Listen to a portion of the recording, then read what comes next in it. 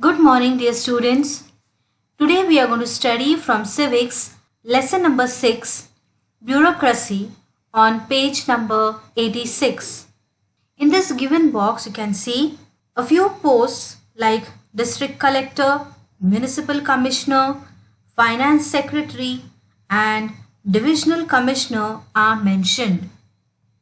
The District Collector has authority to order curfew. Municipal Commissioner can present the budget. Finance Secretary resigns. Divisional Commissioner will review the revenue collection. All these posts are civil servants. They are known as civil servants in the government's administrative system. Previously, we have studied that the Prime Minister and his Council of Ministers make proposals for new laws and also decide upon policies. What is bureaucracy? Bureaucracy is the administrative system which works under the Union Executive and has the responsibility of actual implementation of government's policies. I repeat once again, bureaucracy is the administrative system which works under the Union Executive and has the responsibility of actual implementation of government's policies. In this chapter, we will understand the importance of bureaucracy. In any country, the government carries out two fundamental types of functions. Number one, to defend the country from external aggression and internal threats, to provide various services to citizens and ease their daily lives which will enable them to develop themselves and the society. We all are citizens of India. We own the citizenship of India. So it is the function of the Indian government to provide various services to the citizens which are required in their daily lives to develop themselves and the society also. The first function is to ensure security of the country. This is carried out by the service called the armed forces. The role of internal security is carried out as aid to civil authority. And the second function, an administrative, is developed. We call it the civil services. The system of civil servants is also known as bureaucracy. In parliamentary democracy, representatives elected by the people and the ministers have the responsibility of administration. The functions of government are discharged by various departments. Every department has a minister who is the political head of that department. As a representative of people, the minister has to carry out the work of the department by giving priority to public welfare. The secretary of the department gives expert advice to the ministers.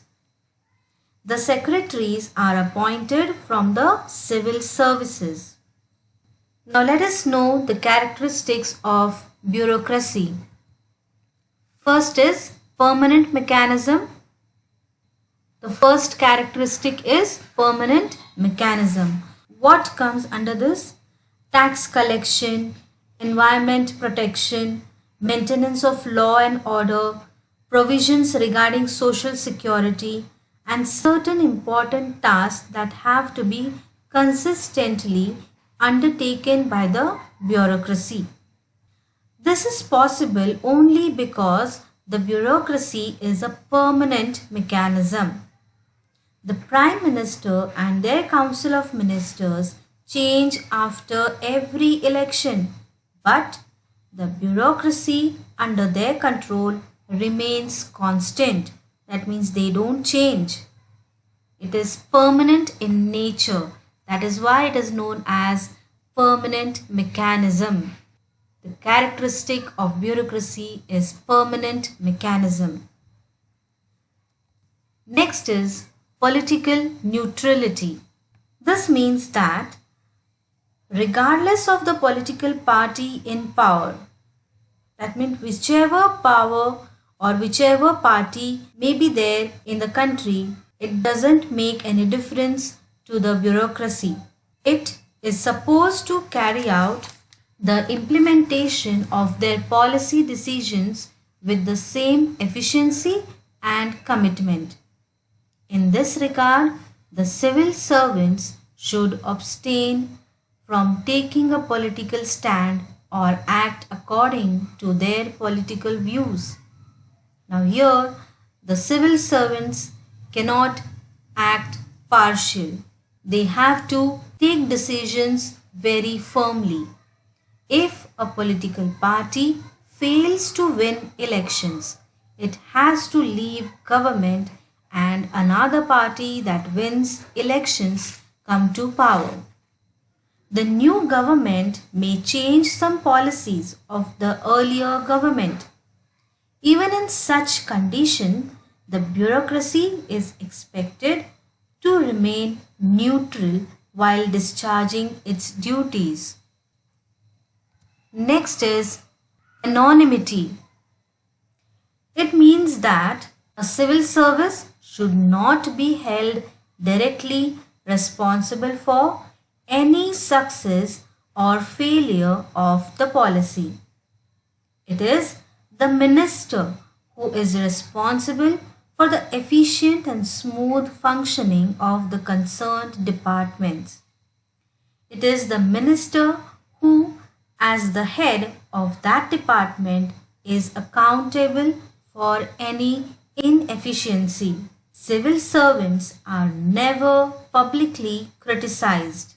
The parliament holds the minister responsible for malpractices.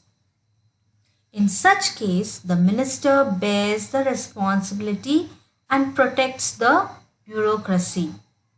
So nothing comes on the bureaucracy. The civil servants are never criticized. The minister has to take on the responsibility if anything inefficiency is happened. Now let us talk about significance of Indian bureaucracy.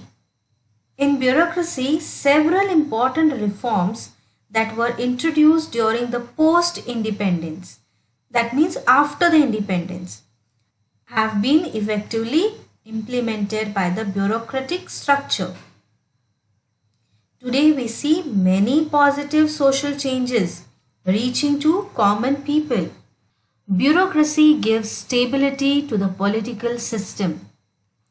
Water supply, public cleanliness, transport, electricity, health, agriculture reforms, prevention of pollution, and such other services are everyday needs of the people and need to be consistently provided to them.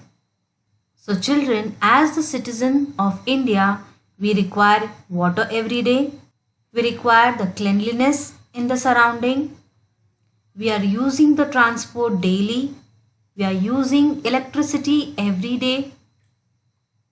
There are health facilities, agricultural reforms, and also prevention of pollution is necessary. So all these services are the daily requirements of the citizens, of the common people. And this is looked into by the bureaucracy. Consistently means continuously. The laws enacted by the government for empowerment of women, child security, plans for the marginalized sections are implemented by the bureaucracy. Social change is brought through the implementation of such policies. So there are certain policies which help in the empowerment of women. There are places for women which are reserved in government offices and also in private offices also and in different fields. There are some policies made for child security, plans for marginalized sections. So such implementation of policies is done by bureaucracy. Now let us learn the types of civil services. There are three main types of civil services. First is All India services.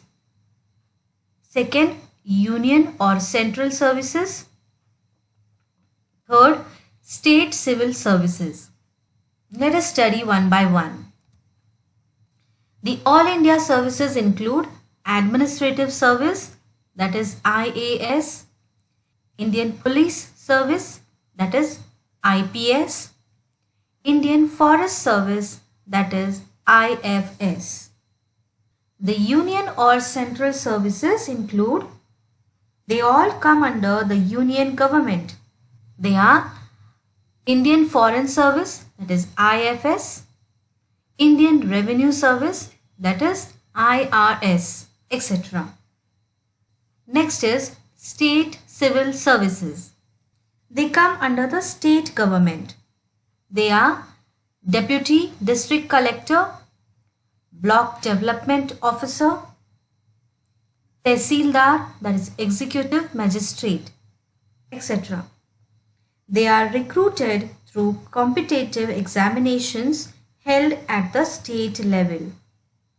Indian Constitution has established autonomous institutions like the Public Service Commissions to ensure that the civil servants are selected on the basis of criteria of merit and efficiency.